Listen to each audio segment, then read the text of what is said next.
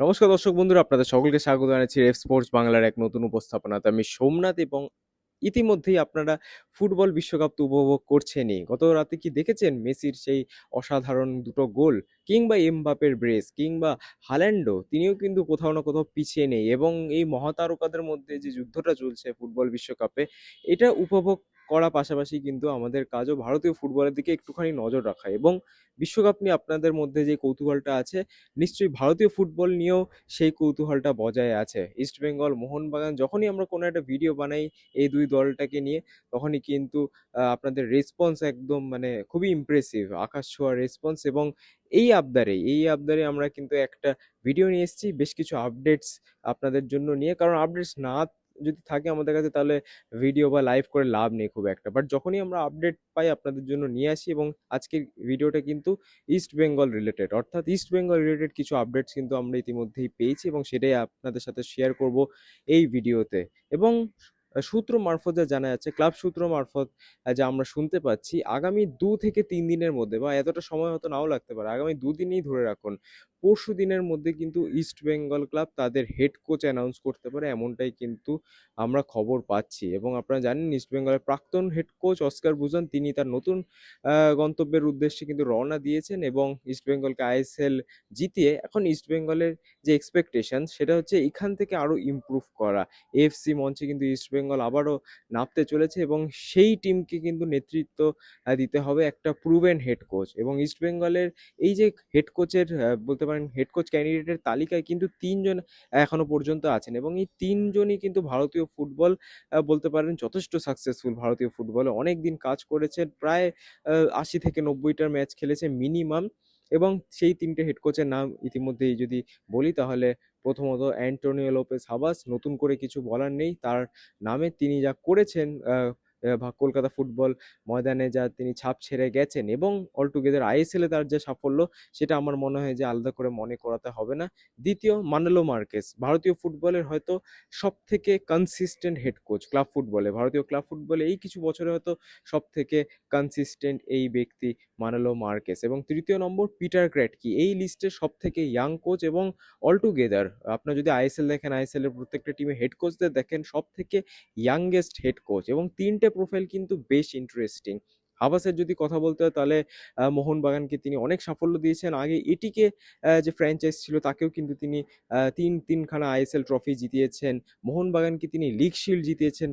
এবং সব কিছুই মোটামুটি যা যা জিততে হয় ভারতীয় ফুটবলের টপ টায়ারের ট্রফিস, সবই কিন্তু অ্যান্টোনিও লোপেস হাবাস জিতে ফেলেছেন। এবং মোহনবাগান সমর্থকদের কিন্তু অত্যন্ত প্রিয় একজন লোক এই অ্যান্টোনিও লোপেস হাবাস। যদিও ইন্টারকাশিকে তিনি একদম সিজন শেষ হওয়ার আগেই তিনি ছেড়ে চলে যান। প্রফেশনালিজম বা যে ক্লাব যেভাবে কাজ করছিল, সেইটা তিনি খুব একটা খুশি ছিলেন না। এবং তিনি মিড সিজনই বলা ঠিক হবে না, সিজন শেষ হওয়ার একটু আগেই কিন্তু তিনি স্পেনে চলে যান তার দেশে। কিন্তু ইস্টবেঙ্গল ম্যানেজমেন্ট এখানে কন্ট্যাক্ট করেছে অ্যান্টোনিও লোপেস হাওয়াসকে, এবং সম্ভবত ইন্টারভিউ কিন্তু তিনি দিয়েছেন ইস্টবেঙ্গল ক্লাবে। এবং এটাই দেখার যে এই 3টে হেড কোচের মধ্যে কাকে চুজ করে ইস্টবেঙ্গল। হাওয়াস ইতিমধ্যে কথা বললাম। নেক্সট অপশন যদি আমরা বলি, মানালো মার্কেস। আগেন যেরকমটা ভিডিওর প্রথমে বললাম, one of the most successful, if not the most successful বলা ঠিক হবে না, the most consistent head coach of Indian club football.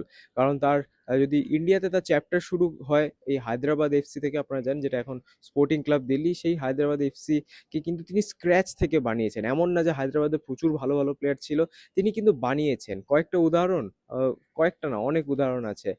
Liston কোলাসোর যদি আমরা কথা বলি, হলিচরণ নাজরির কথা বলি, আকাশ মিশ্রা, নিখিল পূজারি, সাহিল তাবোরা, হিতেশ শর্মা, চিংল সানা সিং, অনেক কিন্তু এরকম উদাহরণ আপনারা পাবেন। মোহাম্মদ ইয়াসির, এরকম সব প্রত্যেকটা প্লেয়ারকে কিন্তু আহ, সবারই কোয়ালিটি ছিল, কিন্তু ওখানটা ঝেড়ে পুছে মুছে পলিশ করে কিন্তু একদম প্রপার ফার্স্ট 11 স্টার্টার বানিয়েছে এই মানালো মার্কেস। প্রথম সিজন কিন্তু তিনি অবশ্য এই প্রসেসটা ক্যারি করেছিলেন হায়দ্রাবাদ এফসিতে, কিন্তু সেকেন্ড সিজন তিনি জিতেছিলেন আইএসএল।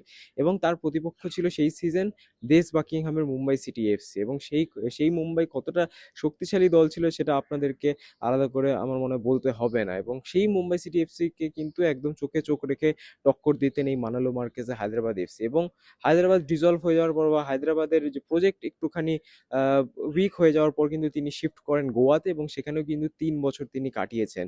সেখানে গোয়াকে দুটো সুপার কাপ জিতিয়েছেন। প্রথম বছর আইএসএল এর যদি কথা বলি, সেখানে লিগ রেসে কিন্তু ফার্স্ট হাফে এফসি গোয়া অনেকটা এগিয়ে ছিল বাকি প্রত্যেকটা ক্লাবের থেকে। সেকেন্ড ফেজে এফসি গোয়ার একটুখানি বলতে পারেন মোমেন্টাম ব্রেক হয় এবং সে লাইনচ্যুত হয় বলতে পারেন তাদের মোমেন্টামটা, এবং সেই কারণেই কিন্তু তারা তাদের লিগ হাতছাড়া হয় ফার্স্ট সিজন মানুয়েল মার্কেসের এফসি গোয়াতে ফার্স্ট সিজন ২০২৩-২৪ মরশুমে। সেখানে গোয়া সেকেন্ড ফিনিশ করে, মোহনবাগান গোয়া থার্ড ফিনিশ করে, মাই ব্যাড।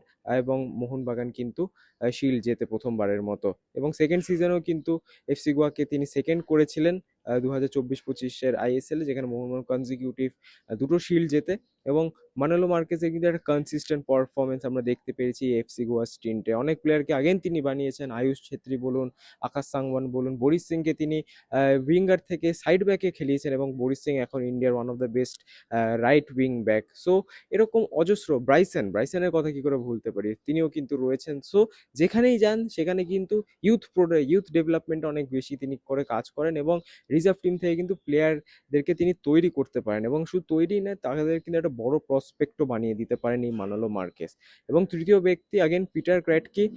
বাকিদের মতো অত হাই প্রোফাইল হয়তো কোচ নয়, কিন্তু তার যে এফেক্টিভনেস সেটা কিন্তু অত্যন্ত চোখে পড়ে। সব থেকে ইয়াং কোচ, এবং পিটার ক্র্যাটকি কিন্তু এক্সপিরিয়েন্স আছে নানান জায়গায় কাজ করার, ইউথ লেভেল বলুন, সিনিয়র লেভেল বলুন, সব জায়গায় কিন্তু পিটার ক্র্যাটকি যথেষ্ট ভালো কাজ করতে পারে, এবং লিমিটেড রিসোর্সের মধ্যে কি করে একটা টিমকে খেলাতে হয় সেটাও কিন্তু তিনি ভালো মতো জানেন। মোহনবাগানের মতো টিমকে, অ্যান্টোনিও লোপেস হাবাসের মোহনবাগান টিমকে কিন্তু তিনি আইএসএল ফাইনালে হারিয়ে আইএসএল কাপ তুলেছিলেন যুব ভারতীতে।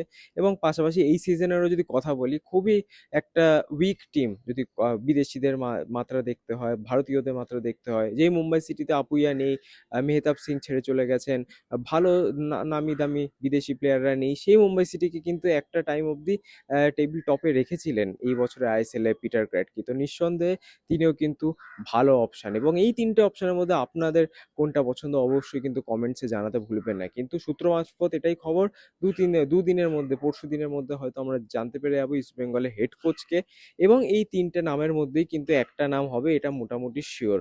এরকম যখন একটা বিল্ড আপ হচ্ছে যে পরশুদিনই নাম জেনে যাব, এবং এই ৩টে হেড কোচের মধ্যে হবে, তখন সম্ভবত হেড কোচ ইতিমধ্যেই ফাইনালাইজ হয়ে গেছে ক্লাবের দিক থেকে। নামটা হয়তো এখনো কিছু বেরোয়নি, কারণ অনেক কন্ট্রাক্টের কিন্তু অনেক ক্লজ থাকতে পারে, বেশ কিছু সই-সাবুত হয়তো বাকি থাকতে পারে। বাট অবশ্যই আশা করবেন যে একটা ভালো হেড কোচ পাবে ইস্টবেঙ্গল, কারণ তাদের নেক্সট লক্ষ্য কিন্তু এএফসি, এবং তারপরে তাদের যে আইএসএল টাইটেল সেটা ডিফেন্ড করা, এবং সেটা ইস্টবেঙ্গল কতটা ভালোভাবে করে এটা কিন্তু অবশ্যই আমাদের নজরে থাকবে। এবং এই ৩টে হেড কোচের মধ্যে আগেন আপনাদের কাকে সবথেকে বেশি পছন্দ অবশ্যই কমেন্টসে জানাতে ভুলবেন না। কিন্তু পাশাপাশি মোহনবাগানের যদি কথা বলি একটুখানি, মোহনবাগান কিন্তু এখনো হেড কোচ ফাইনালাইজ করে উঠতে পারেনি। যেরকম ইস্টবেঙ্গল একটা আল্টিমেটাম দিচ্ছে যে ২-৩ দিনের মধ্যে আমরা নাম অ্যানাউন্স করে দেবো, মোহনবাগান ক্যাম্প থেকে কিন্তু সেরকম কোনো খবর পাওয়া যাচ্ছে না। অবশ্যই তারা বাকি দিকে হয়তো খতিয়ে দেখছে, ইনএক্সপিরিয়েন্সড কোচও কিন্তু খতিয়ে দিচ্ছে, যারা ইন্ডিয়ান ফুটবলে আগে হয়তো কাজ করেনি, বাইরের লিগে সাকসেসফুল, সেসব কোচকে হয়তো বাজিয়ে দেখতে পারে মোহনবাগান। বাট যবেই আমরা আপডেট পাবো মোহনবাগান কোচ রিলেটেড, অবশ্যই এরকম ভিডিওর মাধ্যমে আপনাদেরকে জানিয়ে দেবো। তাই অবশ্যই চোখ রাখতে ভুলবেন না রেফ স্পোর্টস বাংলার পর্দায়। ও আরও একটা কথা, ইস্ট বেঙ্গলের হেড কোচ নিয়ে কথা বললাম, ইস্ট বেঙ্গল ডিফেন্ডার যদি কথা বলি, কেভিন সিবিএ, তার কাছে কিন্তু ইতিমধ্যেই কন্ট্রাক্ট চলে গেছে ইস্ট বেঙ্গলে।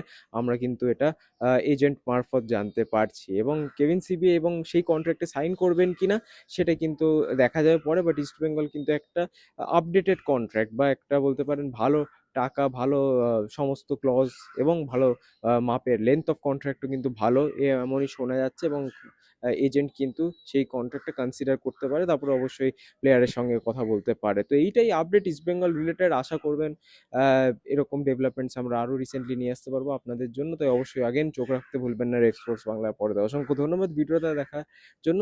আবারও আপনাদের সাথে দেখা হবে পরবর্তী ভিডিওতে।